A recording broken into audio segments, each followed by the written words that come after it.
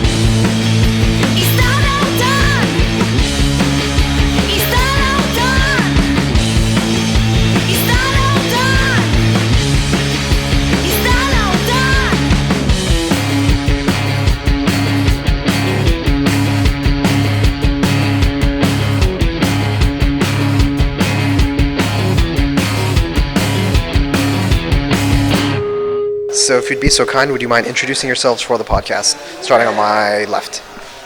I'm Goran, the drummer. I'm Lucy and I'm a front woman. I sing and I play guitar. And I'm Anja and I play bass. Plays bass. And the band that you guys play for is? Punčke. Okay.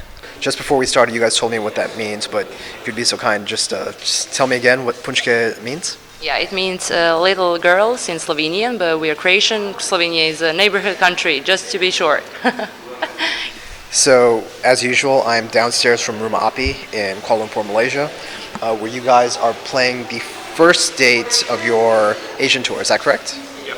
Yeah. And so you started in Malaysia. Any particular reason? Well, no. When I started to book this tour a year ago, I started with China actually, and it got a little bit complicated because we don't have much day offs. So at one moment somebody called me from Singapore and Seoul, and then all the invites for Vietnam, and then all of a sudden I jumped from China to Malaysia, and then I noticed Rumah Api as a place there where bands from Australia most play. And then I was like, okay, this is on our way actually to Taiwan, because I already booked Taiwan. So it was like, okay, let's try this. And Man, who is arranging all the shows, he was like immediate yes. And it was our start. Did you know anything about the region before you guys got here? Yeah, actually I went to Malaysia a year ago. I went to Singapore, and I also was at Bali. I was Java, Jakarta. So actually, I had a pretty round trip, and the volcano. Yeah. So and personally, I really like Asia and Malaysia. I really liked it, and I was always like dreaming to have my band perform here. So actually, that was a turning point for me. When I came back, I was like, okay, we need to do this. Were you able to visit Rumah Api the last time you were here? No. Sorry. She didn't went to No. Kuala Lumpur. Oh, I see. Yeah, She this was at Singapore. Yeah, I was in Singapore, but unfortunately no Kuala Lumpur. So, but when I googled it up, it sounded like a really cool place to play, and the bands that were playing here were some kind of same genre. So, because our performance is really energized, so I was like, okay, I think this is the place for us. That was actually the main reason. And it's a cult place. It's really Legendary. Yeah, legendary. It's famous for what it does. We actually found it on the Red Bull's official site as the #1 place in Kuala Lumpur to go to shows and venues for this kind of music. So it was like, Okay. yeah. I mean, I would say that's probably because we don't have many places to play. Yeah, we found that later on. But anyway, it's really tough because when you're sitting back in Croatia, it's far away. You don't know anything about this place. Not just Rumah Api, like you don't know anything about Malaysia. You only know the things that you can read online. So I did a lot of research, and it really among all those places, because people invite us to play Philippines, like the whole tour, Cambodia, Vietnam, and when I googled those places, they all look really nice, but Rumah Api was just like, I don't know, special, and it's on 18th floor, so it is special, isn't it? I mean, I will say this, it is the center of the DIY scene here in Malaysia, and maybe you can make the argument like throughout Southeast Asia, if there's a network of DIY bands or post-punk bands or grindcore bands or whatever, they'll usually come through Rumah Api. Yeah, we are a DIY band, we do everything by ourselves for 11 years now. I started the band when I was 14. We were the first girl band in Croatia. We were the first one to tour Asia. We were really constantly like breaking the boundaries and making some changes in our country, because it's really so. Early on, we spoke to MAN, and Kuala Lumpur has like 7 million people with the metropolitan area. The whole Croatia has under 4 million. So you know what I'm talking about. It's a really small country, and yeah, that's what it felt the same. That's all. And for now, it seems the same. You guys tour quite a bit, right? Because I looked at your tour schedule, and I think this year alone you're playing about 40 dates. Is that correct? Yeah. We didn't count it actually. Even more, I think. Yeah. I counted it 60, like I don't know. a few weeks ago. Yeah, it will be till the end. Yeah, of the we year, have like we 60 have shows. more shows afterwards, but actually we to this day I think we are over 350 or even 400 shows, and yeah, we had like in 2014 we had 70 or 80 shows. We just played a lot. Like, Every weekend. every weekend, or when we were students, we played like every day if we could. So we travel a lot, and yeah, it's cool. I would recommend it. Yeah, we were on a big European tour in spring this year. That was March. 3 or 4 weeks also, something like that. I mean, it's a lot, yeah. Yeah, but Europe is, but Malaysia is actually the same. It feels like, because when you go to the US, it's difficult because there's really big like mileage to cover. But in Croatia, in Europe, you can like cross 7 or 8 countries in 5 days because the mileage is smaller. That's the same for Malaysia, I think, and this Southeast Asia. The only difference is that you usually need to go by plane, but fly. But it's the same. Yeah, so I think that's an advantage, because you can really create an international scene, and I think you already have it, and that's also the thing in Europe. So yeah. I mean, yeah, I would say the major obstacle towards bands touring more throughout the region is the fact that you would have to fly from Indonesia to play Singapore, to play Malaysia, and then you could potentially drive from Singapore all the way up to like the Indochina countries like Vietnam, things like that, but I think most people prefer to fly just because it's, yeah. And it's cheap, actually. The flights between, for example, from Kuala Lumpur to Manila, from Manila to Taipei, They are like under $100.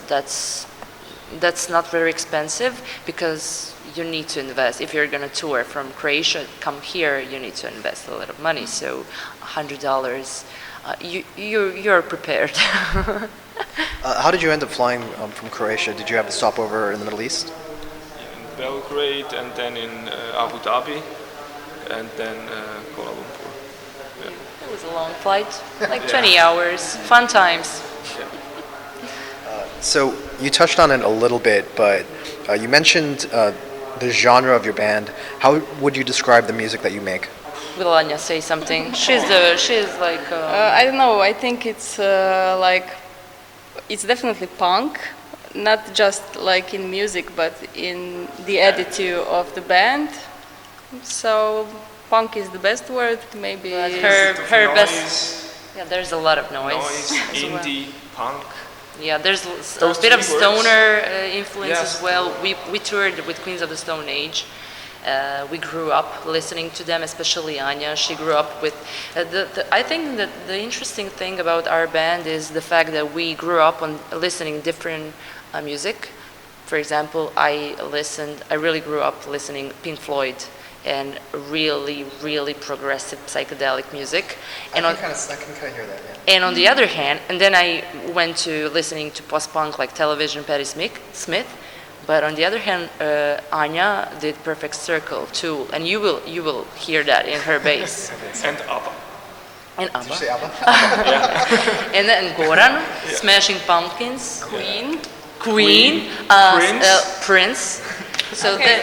we We covered everything. Yeah, we Yeah. cover everything. Okay. And our music is, we don't plan, we just like gather around and Let it flow. put those ideas and put it on a song, and if we all liked it, that's a thumbs up, and we're gonna play it. And we don't care if it's noise, if it's stoner, if it's even ABBA. It's not usually, but we don't care. We don't like to categorize or put us in a shelf. If we like it, you'll hear it.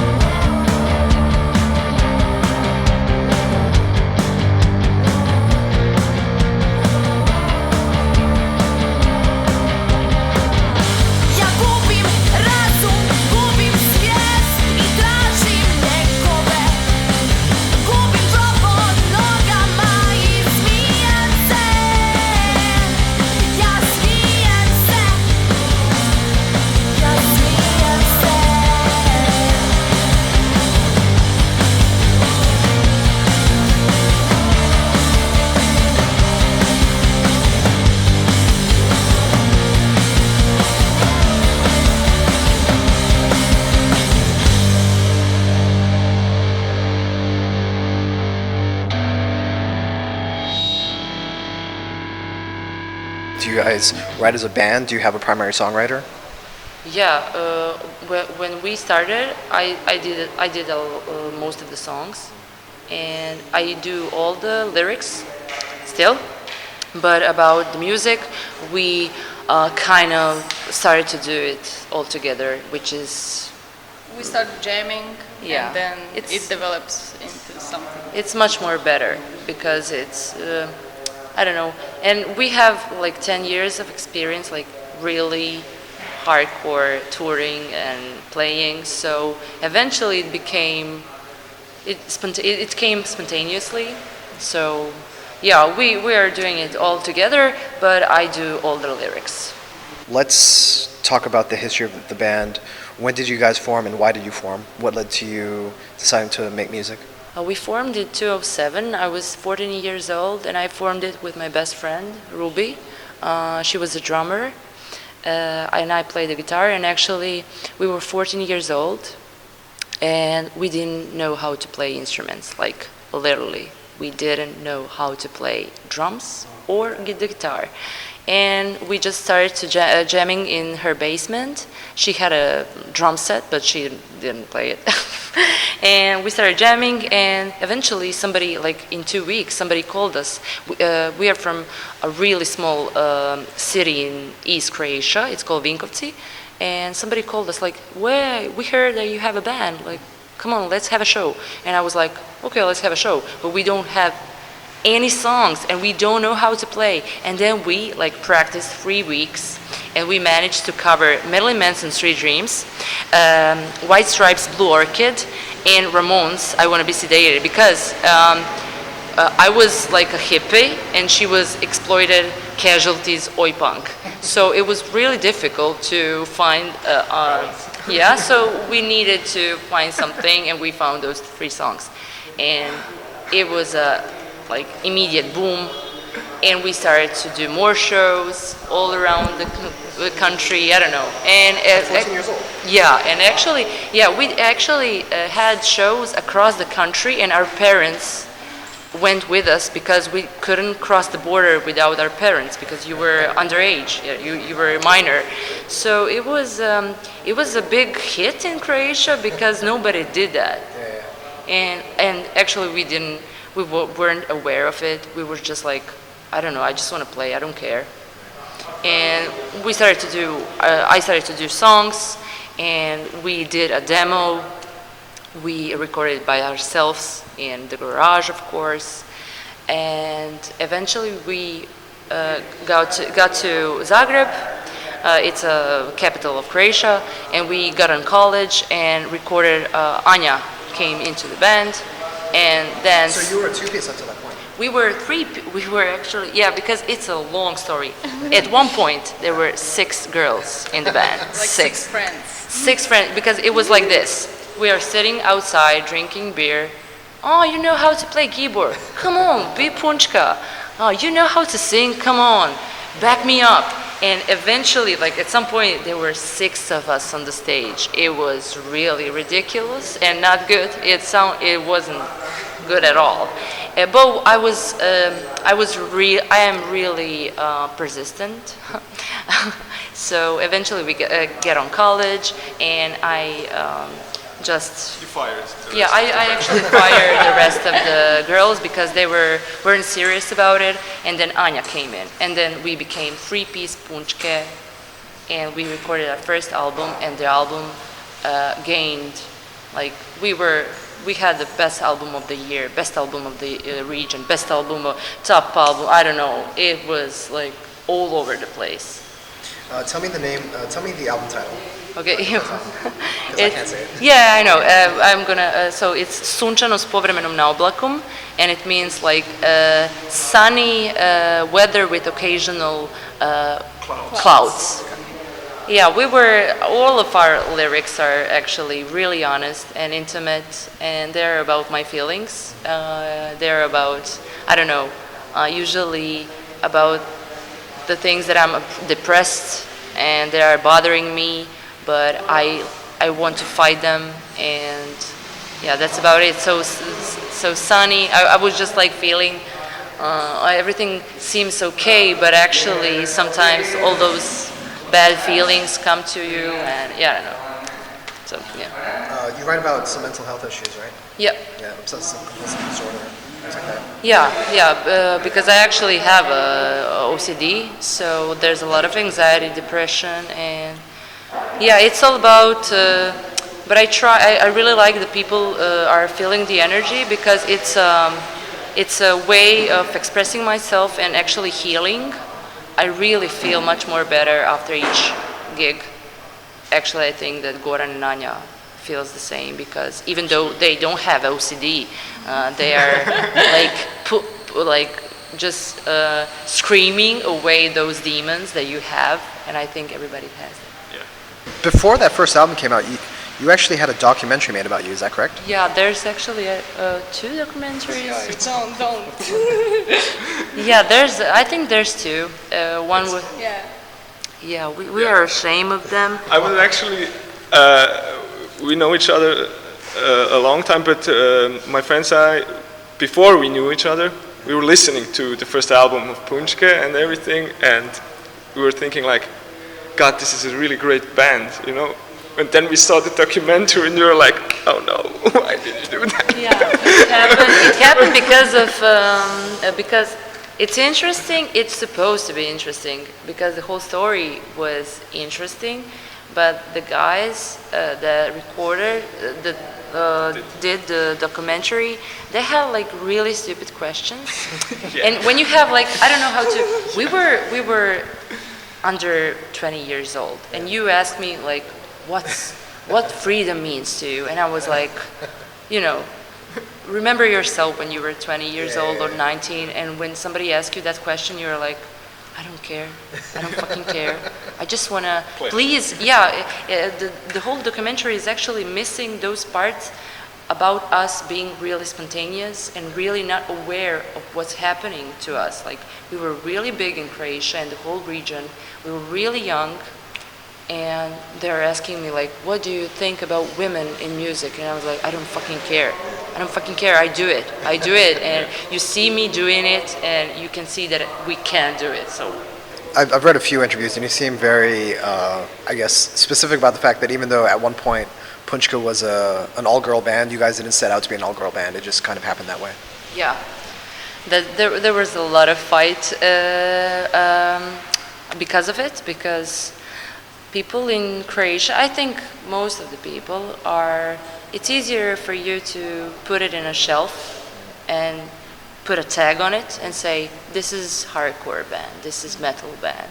And when you say, I don't belong, if you say, I don't want to belong in your group, I'm not against you, but I just don't want to be called like, I don't know, feminists. They immediately, like, they hear it like, you're against us. And that happened with us. They didn't want to accept the fact that we formed this band literally like this. We were in middle school. I was planning to buy a guitar. Ruby, my best friend, she was a female. She is a female. She had drums. And we talked and like, okay, we can try something together. And we formed a band. And a third girlfriend was also a female, and I was like, okay, you can sing, come on in. And People it was like to make a big deal about it was like stuff like that don't really matter. If Goran was in middle school with me and sitting like beside me, I would also probably call him and say, come on and play with me. And people don't want to accept it, and I was really pissed. Now I'm like, okay, I don't care, but then they was just like, all, why don't you want to call yourself a feminist? Why don't you, like... Yeah, and that's the stupid misconception, because I had the chance to witness all of this from the side in the beginning, and it was like, why don't you concentrate on the music, people? It's really just about a great band.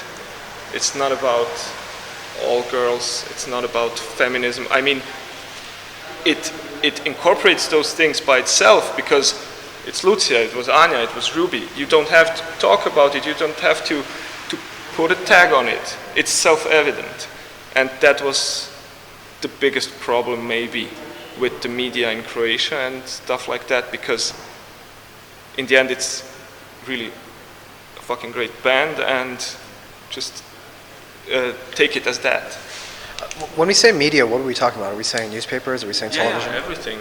Television, newspapers. Yeah, all kinds of were music signs, music portals, websites, newspaper. It was all over the place, constantly, and it was, I don't know why it happened. And Goran, he is a perfect example, because he was a fan of the band and our friend. Yeah. And eventually he came into the band because Ruby moved to San Francisco, and it's really strange because nobody from the band actually ever talked or tagged ourselves. Like a girl band, you know.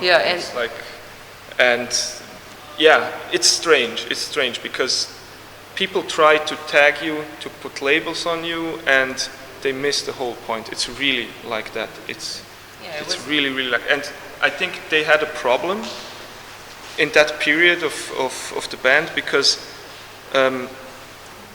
you had to somehow to prove yourself that you're a good band, even if you don't have all girls in the band, because it's like when it's all girls, then it's special because of that, not because of the music, and people were focused a little bit too much on that.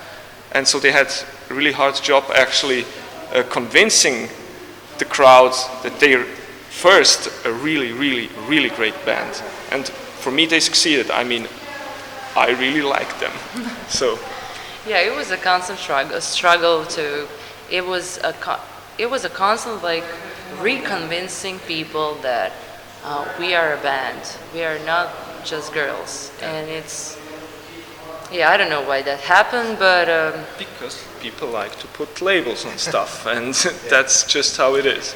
I can kind of understand it, because when you have a band who cites everybody from like television to ABBA as influences, it's very hard to talk about the music. But what's easy to talk about is like there's 3 girls on stage. Yeah, that's true. That's also true, and yeah, that's true, because we never actually I spoke about it the other day on some kind of conference. Actually, we never... wanted to be a part of any group. Like, we never called ourselves punk band, so we never had actually punk friends and fan base, if you know what I mean. I never said that we are a hardcore band, because, and then eventually it became like we have a really, really different fan base, people from all kinds of interests and musical taste, and I think we all like it, because we actually don't have any prejudice to, I don't know, people listening to ABBA. We had this situation in Italy on this European tour. You literally had in the crowd, there were people in like suits and with ties, and next to him stands a guy with a Slayer shirt and long hair, and it's like, you know, a broad plethora of people listen to the band, so that's great.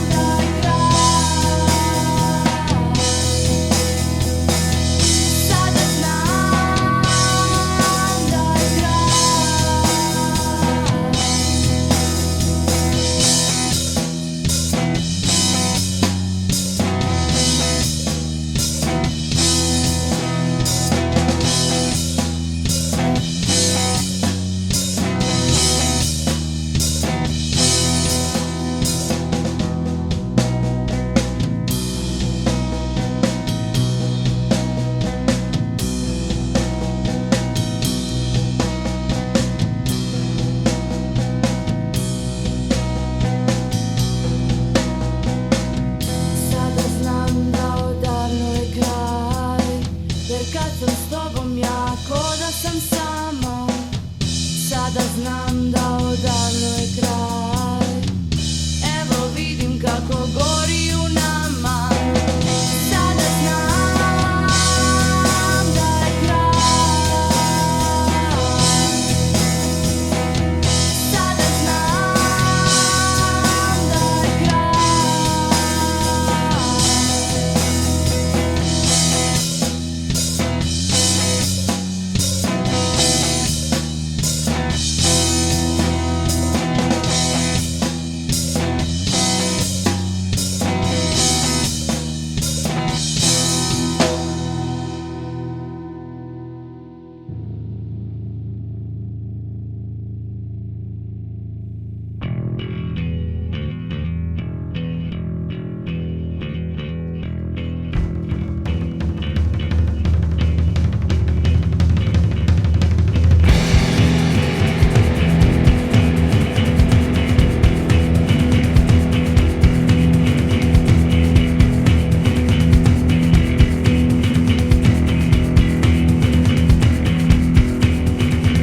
Prodireš u navratima, rastireš me po slojevima, pod tamo mislima,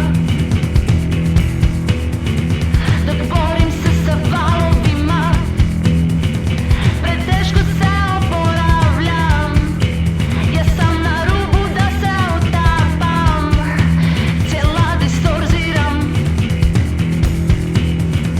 dok borim se sa valovima tog tijela.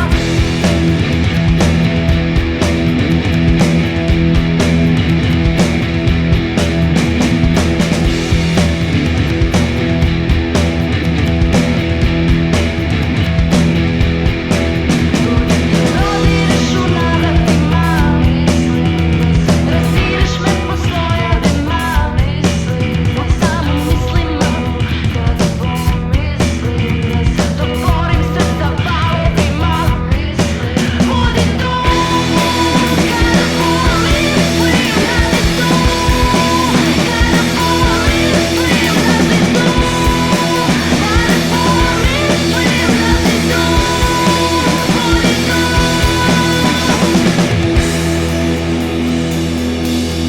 Da me ne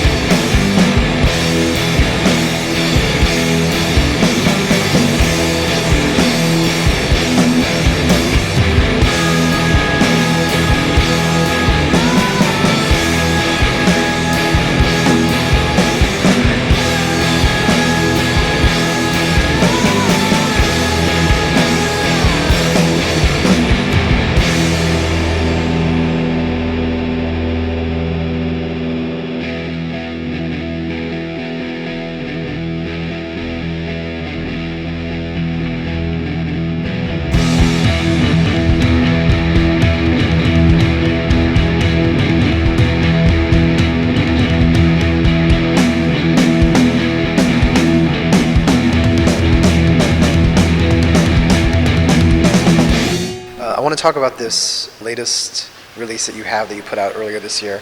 Would you be able to say the name for me? Valovi. Which means? It means waves. Waves. Yeah, it came in March, and it's about feelings that comes in waves when you're at this point of life when you have somebody would call it identity crisis, but I don't know. A lot of changes happened in my life, and suddenly I wasn't aware of who I am, like who was that person like a week before, and what do I actually want to do, what do I actually feel, and what do I actually want to tell other people. I don't know. I was really confused, and Goran came to our band. Ruby, my best friend, moved out. I broke up a really serious, a really long relationship. with my boyfriend. So it was all like a mix of everything, and we got into our rehearsal room, and actually all those 4 songs just popped up, like out in a really short period of time. Goran was maybe for a month or 2 with us at that point, and it was really spontaneous and really honest, and we just decided to record it and just put it like that away. We recorded in like 2 days, Yeah. in a few takes, and it was Actually, it just felt right. all the singings are first takes. and without any, like there was Yeah. without any adjustments. Yeah, they were just like, actually they are info takes, like when we were, and we all recorded live, not separate, so it was a really crazy experience, and actually it moved us, like it motivated us to do go this. on the road and Yeah. to invest again in this. To kick some ass. Do you self-record all your music? No. No. We did it just for those first releases, and then it's still DIY. We don't have a serious producer. It's our friend who has a studio, so Who, by the way, is a really good producer. Yeah, actually, but it's and not like it's really. Of this new It's do it yourself. He has a house and he has a basement, and his basement is. puts a good amount of the best stuff in the Balkan region comes and goes through Yeah, and him. he's really simple. Yeah. And No, the production is really good. I was just curious if you guys are. He's the Steve Albini of the Yeah. Balkans. yeah, he's. What? What's his name? Mark Mrakovčić. Yeah, actually, I think that his crazy main thing is the simplicity, and that really clicked with us, because I think that we are actually a really simple band. We are simple, and that's about it. I want to talk about the music scene in Croatia, because I think, as you mentioned, you guys are the first band from the region to come through Southeast Asia. Definitely the first band that I've seen play Rumah Api. Tell me a little bit, I guess, about your town and about the music scene there. Oh, it's complicated. There's it's a good scene. I mean, I have to say, we really traveled a lot, and we listen to music, and we support other scenes and in the whole world, and we like to, I mean, I like to search for bands and listen to them. And I have to say, like in the Balkan region, Zagreb and Belgrade, the capital of Serbia, are at this moment and a few years back are really strong. It's really something happening, and the quality of the bands that come out of there is really, I mean, they can confirm it. It's top notch. It's really world-class stuff. I'm not talking about us, I am talking about the other. Yeah, it's really something happening, and maybe because people don't have much there, and it's I mean, something has to happen from a situation like that in young people, but the problem is with the audience, they're a little bit reserved. They are like this, what I told you before, like hands in their pockets and judging you. And when you first come out, it's great, everybody loves you. And then like it's, if they had enough of you, they stop supporting. Something like that. It's not that bad. I don't want to shit on the scene. It's really great. And you have an infrastructure. There are many venues in those cities and those two countries, and in Slovenia also. Actually, it's good. Yeah. In Croatia, people don't want to pay for a ticket. It's like if it's free, they'll come and judge you. And then if it's like $1 for a show, it's like, oh no. Yeah, thanks. that's really a serious problem for the scene, and that's the reason why bands need to. So we came to a point where we can, if we want, we can live out of music. But we decided to go somewhere, break the ice, go far away, see what's out there. I don't know, and you usually really fast you can come to a point when there's nothing for you in Croatia, in the region, because if you're not playing mainstream music, which is really bad, in Croatia, then you don't have any choice because nobody will come to your shows because they are just. There are small countries, and the clubs and venues that are there, you can play them so many times before you run out of options. The main problem is our market is really small. As I said, there's 4 million people in the whole Croatia, and of those 4 million, around 50,000 maybe are listening to alternative music. And the rest of them are listening to really shitty music. I'm not talking about pop. Google turbo folk. Turbo folk. Google that. Please Google it. Serbian turbo folk. Okay. That's the main thing in mean. Croatia. And it's not traditional music. It's not. It's really bad. So if you have only 50,000 people in the whole country going to shows, but listen, not alternative shows, but like mainstream rock shows. Nickelback. Nickelback. Yeah. So you now. I'm glad that even in Croatia, Nickelback is considered a joke. Oh my God! I think it's a world thing. It unites the world. Yeah. In Canada, they're considered punishment. Not a joke. Like, in Canada, they're considered punishment. Really? If you're caught speeding or breaking the law, they'll force you to listen to Nickelback for 2 hours. That's true. Oh, that's really fun. Yeah. I guess I'm trying to get a sense of the scene where, because even here in Malaysia, our scene has grown to the point where hardcore bands can play with hardcore bands, and different kinds of hardcore bands will play together. So you have like a more New York style of hardcore, which have their own shows, and then you've got kind of like the crust DIY kind of hardcore, or like peace punk, that kind of stuff, that will have their own shows, and then metal bands will have their own shows, and et cetera, et cetera, et cetera. In Croatia, it's, and I think that's a good thing, because, like I said, there are a lot of great bands, and they actually communicate quite well one with another, and they know each other, and you can have a show with like 4 really great bands of different types of genres, or similar but not the same.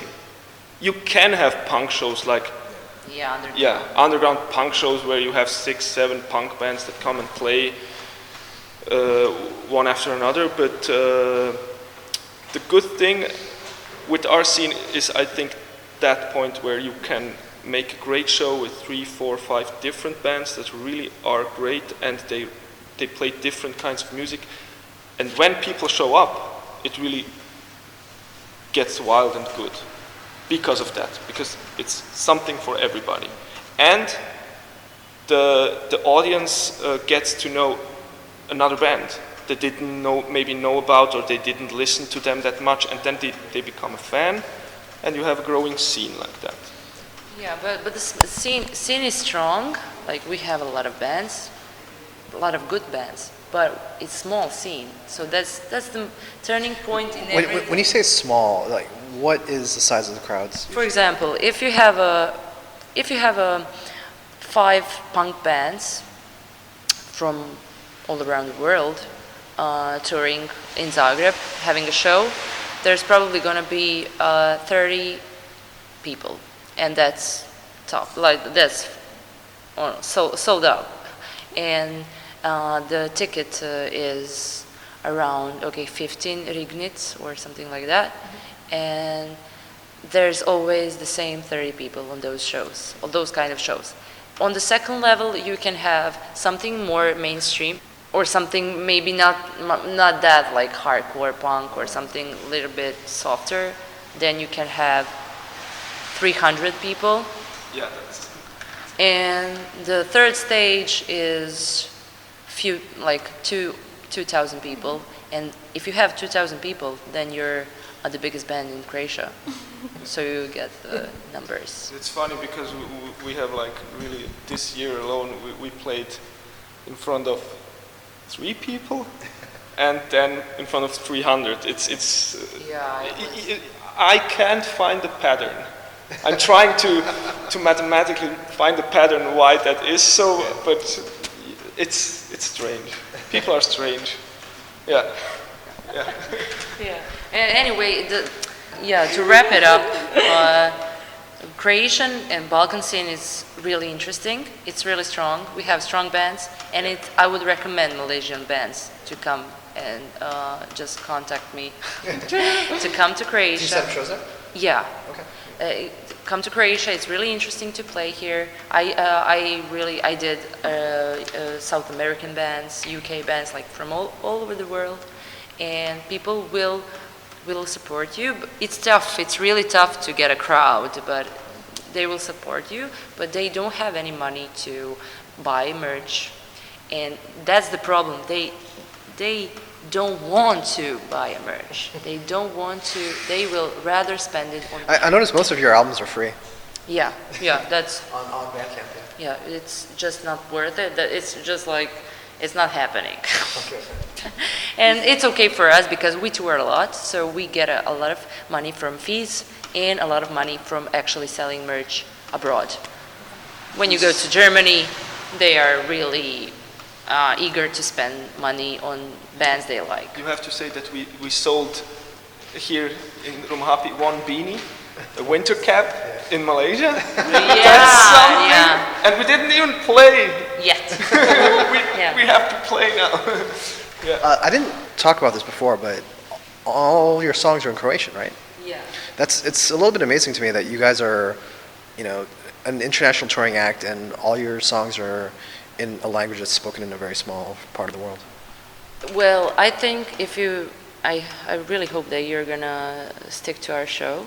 I think I will be here, yes. Okay. I promise. Yes. I think that will. It's Saturday night in Malaysia. I have nothing better to do. Okay, cool. Because I actually asked a few people from Austria, Germany, what's the point? Like, why are you... I could understand it before, but I really wanted to see for myself, like, for our band, what's the... Like, I don't know, what's the catch? And then all of them told me that the energy is so strong that they literally can feel the words. And it was just like, I don't want to really, like, for you to expect, like, I don't know what's going to happen upstairs. Because I'm already under pressure. But I actually, when I thought about it, I listened to Lokomotiv GT. It's a progressive psychedelic jazz fusion band from Hungary. I couldn't understand a thing. It's the worst language ever. And I really like them. Because when you go to for example, when you go to Queens of the Stone Age concert, or any English band playing in English, and if you don't know the words, are you gonna really hear the words? Like you can't understand. It's tough to understand on a live show. The only thing that you can really understand is this, like, oh yeah, it's really like punching. You hear, oh my God, this is really like, oh my God. Yeah, you're feeling something inside. So I think the lyrics are really not important. Yeah. For the audience? Well, For I you, think they are important. almost. Finishing up, in the event that I do get this out while you guys are still on tour, is there anything you want to say to the people who are seeing you in the Philippines and Taiwan and Japan, or Asia in general? Come to the shows. Yeah. Just come to the our shows and be open. And we'll come back. Yeah. Hopefully. Excellent. Thanks, really. Thank you very much. It was Thank a you, guys. pleasure to talk to you. Yeah.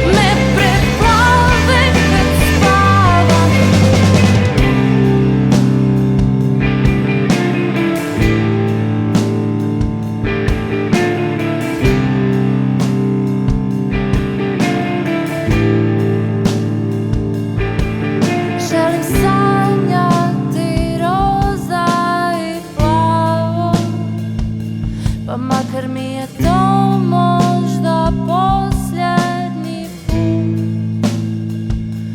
Bojim se za